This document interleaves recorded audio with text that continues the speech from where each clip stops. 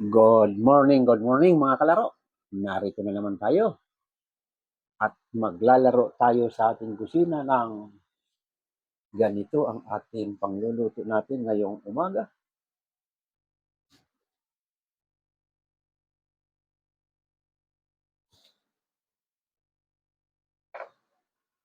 Ayan. Mayroon tayong nakamarinate ditong pork chop. Ayan. Nilapad ng ating pork chop. Gagawin natin dito ay grilled pork chop with gravy. May gravy ito. Lalagyan natin ng gravy kasi ang partner niya ay fried tilapia. Ito. Fried tilapia na binabad natin sa marinated ng garlic and vinegar. Ayan. Ayan, may mga bawang ito. Minarinate natin sa bawang.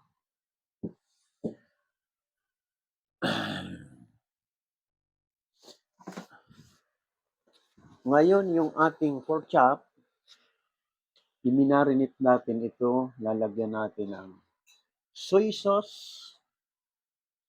Unang nilagay ko na rito ay kalamansi. Nilagyan natin ng kalamansi. Sa grill pork chop, okay bag, match lang yung kalamansi. Gagamitin natin. Dalawang kutsara. At itong pinagmarinitan sa kanya, ito na rin natin ang gagawing gravy. Lalagyan natin ng pork flavor. Ayan. Lagyan natin ng counting oyster sauce.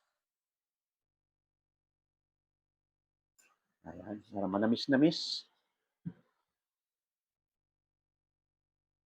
At ito naman, lagyan natin ng counting barbecue sauce para pag pinaliyab natin sa apoy, maglasang, pag isang dami, nabuhos. Ito ang purpose naman nito, habang pinaliliyab mo yung grill pork chop, lasang inihaw kasi ito barbecue sauce. Ayan. Nakabukas pala yung takip ng ating barbecue sauce. Pagbukas ko, hindi ko na control. Sumirit, natapon. Ayan. Nakabukas pala. Ayan, natapon pati sa sahig. Ayan. Tapos bubudburan natin ng pamintang durog. Ayan.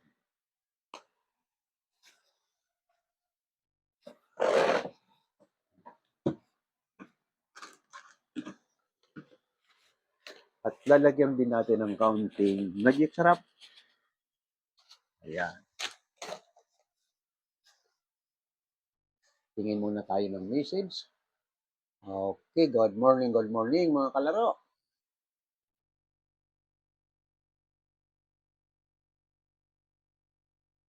Okay. Hindi natin pa masyadong tagal ito kasi may gagawin ako mamaya. Kaya pasensya na yung ating mga kalaro dyan na nagsusubaybay sa akin para sa aking live cooking. Kahapon wala pala ako rito kasi nasa Batangas kami. Tiningnan ko yung bahay na pinagagawa ng anak ko kasi yung anak ko wala na, nasa Europe na, umalis na siya. Kaya ako tumingin ng bahay na pinagagawa niya sa Batangas. Ngayon, hindi ako nakapag-live cooking kahapon. Kaya pasensya na sa mga nag-aabang na gustong live cooking. Ito, kaya inagahan ko ngayon dahil mamaya din may gagawin ako. Kaya inagahan ko na itong aking live cooking.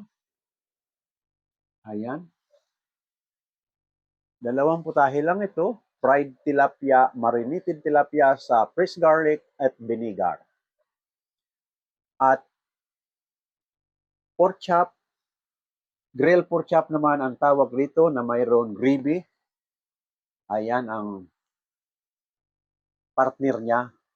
Kaya lalagyan ko ng gravy kasi fried ang kapartner. Ayan. Ngayon, hindi natin patatagalin ito at magluluto tayo ng maaga at may lakad ako. Oo nga pala, ako ay uuwi ng Bicol pero sa ano pa, Ngayon ay Martes, Miyerkules, bukas sa Huwebes. Huwebes uwi ako ng Bicol kaya magti-TikTok tayo at magla-live cooking tayo sa Bicol. Ipakikita ko nyo sa inyo ang tabing dagat kung saan ako lumaki doon sa probinsya. Okay? Punta na tayo sa kitchen. Maya-mayang kaunti. 5 minutes pa lang pala ito na marinate. Maya-mayang kaunti. Ngayon, yung aking mga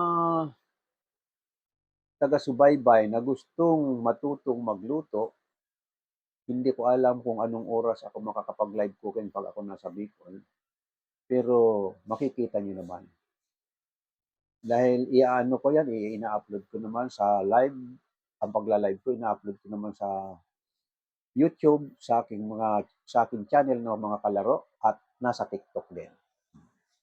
Tingnan na muna tayo ng message. Good morning, good morning. Ayan. Malo, Pabian. Pabinal. Good morning, Malo, Pabinal. Dona. Good morning sa mga dumadaan.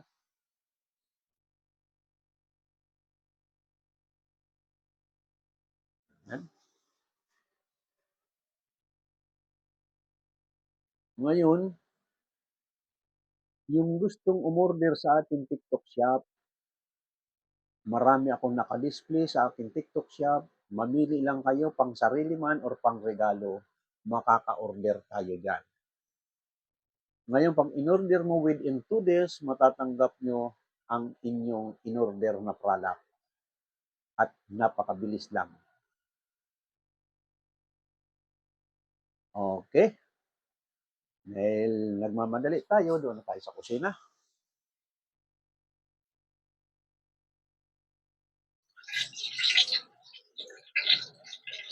Ito, narito na tayo sa tabi ng kalan.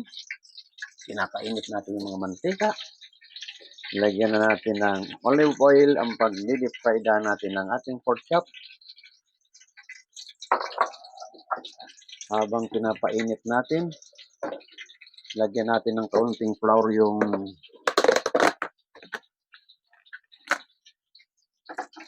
tilapia para hindi magdikit-dikit.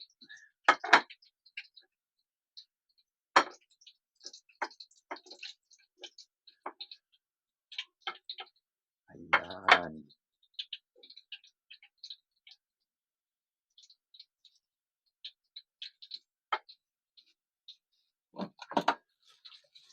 Ayan, para hindi magdikit-dikit, lalagyan na natin kaunting flour yung mga palikpik.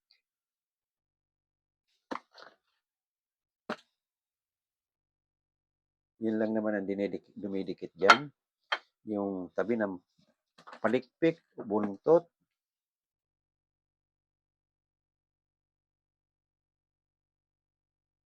Okay. Mainit na. Ilalagay na natin yung ating tilapia.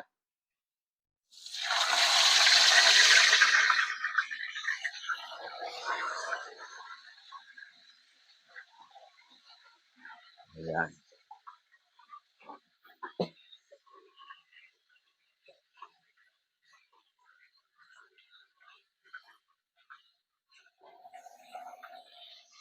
Yung ating grilled pork chop naman, mainit na yung mantika. Ilalagay na rin natin.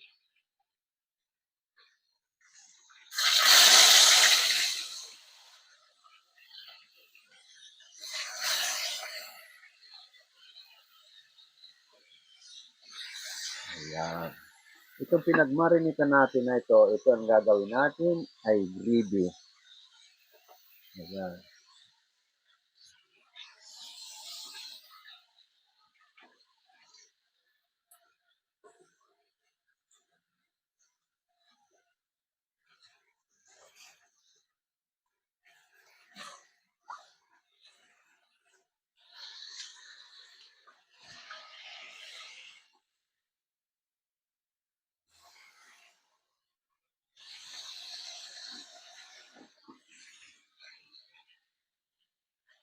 Good morning sa mga dumadaan.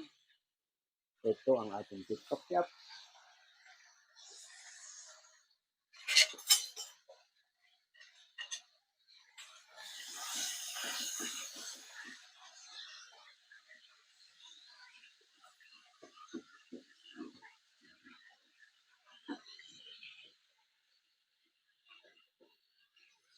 Ito, di-display natin ang mga nasa ano natin ng TikTok shop.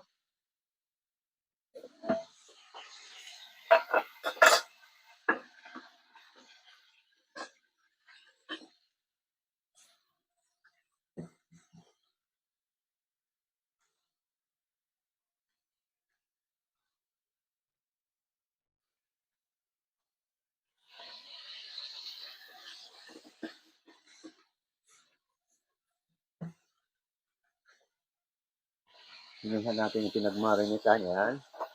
Gagawin natin gravy.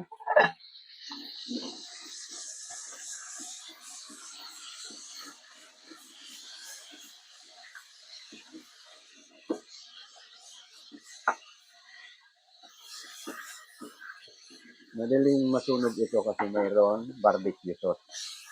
Kaya binabaliktad ko para hindi masunog.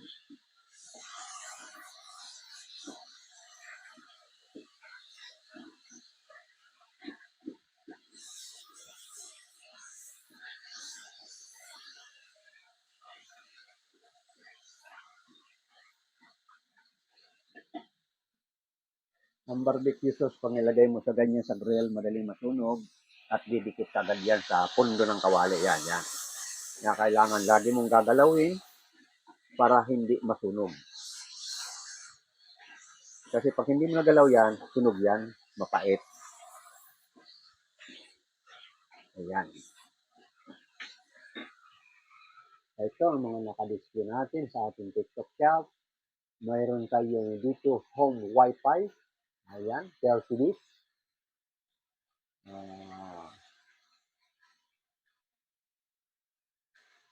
Mayroon din tayong rubber shoes. Lalo-lalo na sa mga mahilig maglaro at uniform ang pang-basketball. Ito, mayroon tayo. At sa kabutin. Yung ating butin is 199 lang at ang ating uniform ng pang-basketball 318 at yung rubber shoes na magandang klase ay 1,399. And back to the front muna tayo.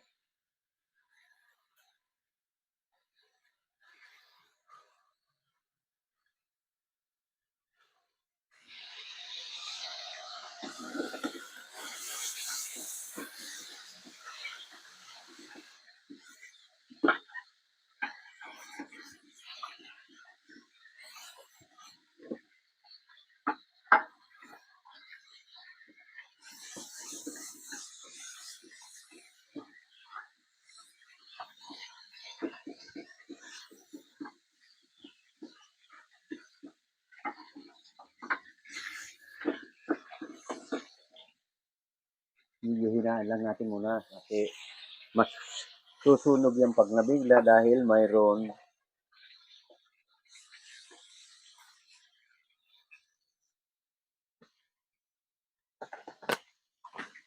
maraming bawang. Gagawin ko naman ito. Lalagay ko sa fried rice yung bawang.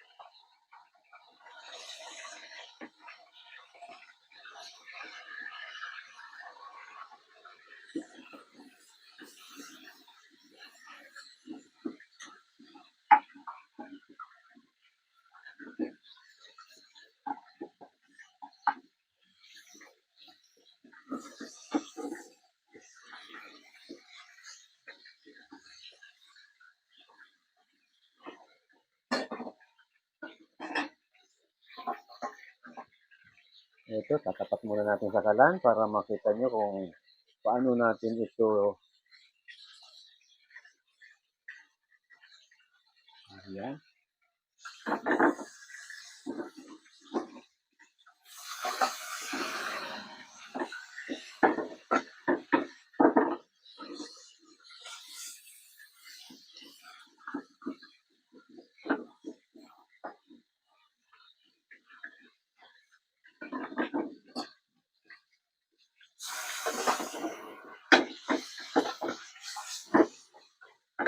Ayan, ating grilled pork chop.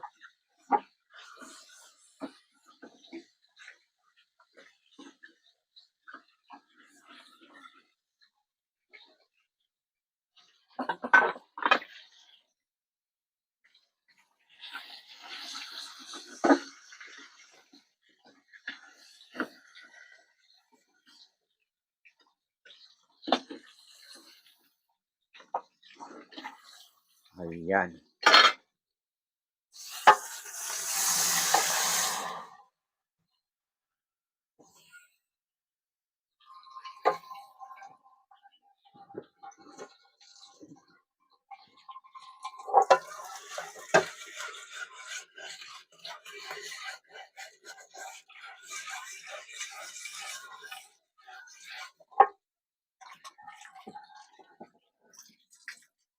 Ito na yung ating sauce. Ayan. Lulutuin natin siya.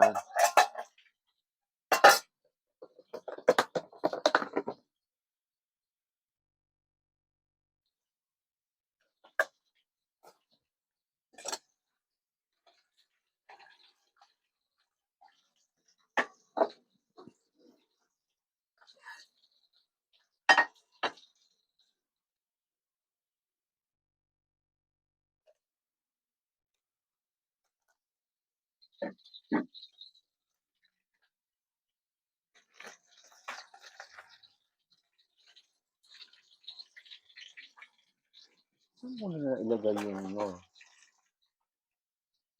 Ito na lang.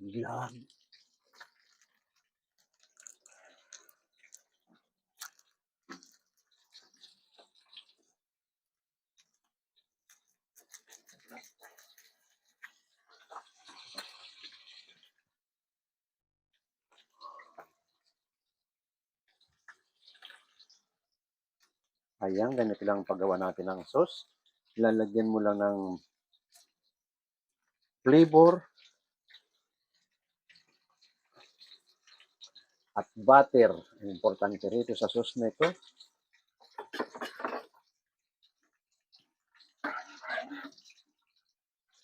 Nilagyan ko nito kanina.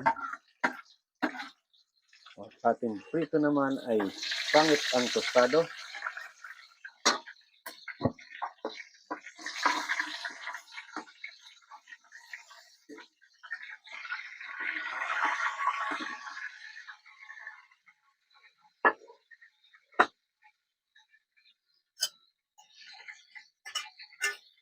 Ayan, kumukulo na ito. Lalagyan natin ng kaunting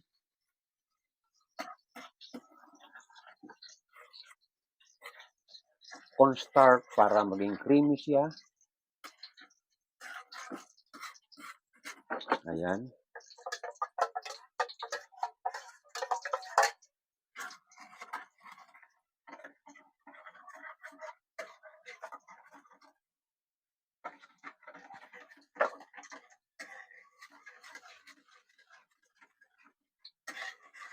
Ayan, creamy na yung ating gravy. Ayan, patakan natin ng kaunti.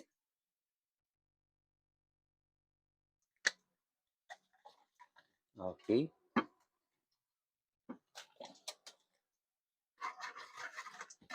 Ayan na yung ating gravy ng ating pork chop.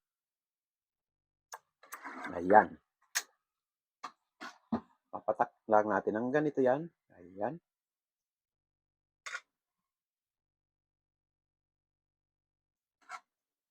Ayan ang kulay ng ating grilled pork chop with gravy. At ito naman yung ating fried fish. Okay. Back to the dining muna tayo.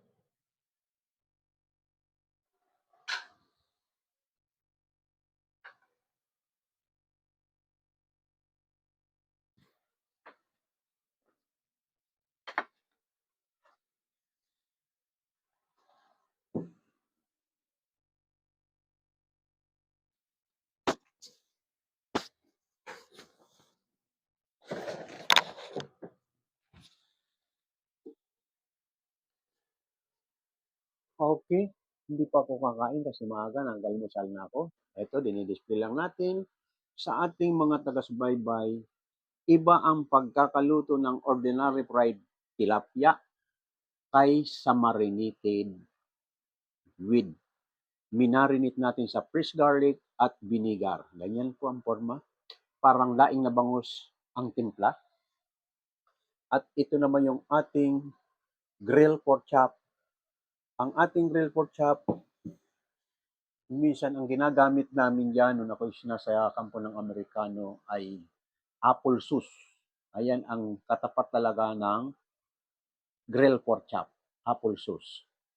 Pero naman sa akin lang ay ginawa ko lang ribeye, pork flavor lang ang ginamit ko rin sa kanya. Pero pwede mong gawan din yan ng mushroom, pineapple, gravy. Ayan. Kaya sa akin mga taga-subaybay, ito ang ating nagawa ngayong araw na ito. Napakadali lang sundan. I-marinate lang natin yung ating grill pork chop. Kaya lang ang pork chop, ang sikreto ng ating pork chop para malambot dahil hindi lahat ng baboy ay malambot. Pag hindi ka sure na malambot yung baboy, pitpitin mo, di ba mayroon hammer meat? Yung hammer meat na may turok-turok. Minsan, pag wala ka noon, ako kadalasang ginagamit ko, yung puno ng chopping knife, yan ang tinatagdad ko. Puno ng chopping knife. Ayan. Sure yun, malambot yun. Kasi mabubutas-butas yan. Mabubutas-butas yan ng kutsilyo. Kaya tatamaan mo. Para yung pag minarinate mo, papasok do yung minarinate mo sa kanya. Kaya malasa yung pork chop. Ganon. Kasi sa ating mga taga-subaybay, lalong-lalo na yung ating mga baguhan, baka i-marinate mo kaagad tapos iprito mo, lalong-lalo na itong part ng itong taba na ito, yung di ba pork chop may taba. Ang gagawin mo niyan, puputulin mo siya, mga 4 na hiwa, putulin mo siya. Kasi pag pinadapa mo sa kawali yan, titikos yang gaganyan. Pag hindi mo pinutol, pupulupot, para bang bumabaluktot. Para tuwid pa rin siya, nakaplap pa rin siyang ganyan, putulin mo yung taba. Yan. Para pag nilatag mo sa kawali, pag sirit nun, flat pa rin siya.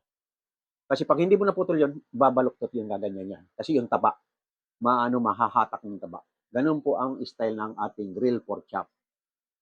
Ayun. Yun ang sa ating mga baguhan, yun ang inaano ko sa inyo para matutunan nyo ang preparasyon ng grill pork chop, inihaw na pork chop.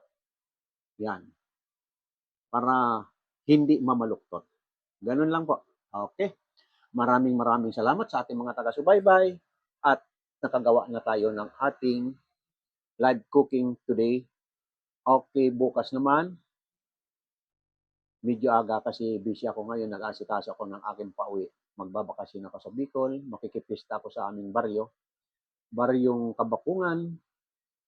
Kaya mula ngayon hanggang bukas, may minaasikaso ako para hindi ako gahulin sa aking pagbabakasyon. Okay, maraming salamat. Lalong-lalo sa mga taga-YouTube, maraming salamat. Huwag lang kalimutin pindutin ang subscribe button of like. Maraming salamat muli. Okay, bye-bye.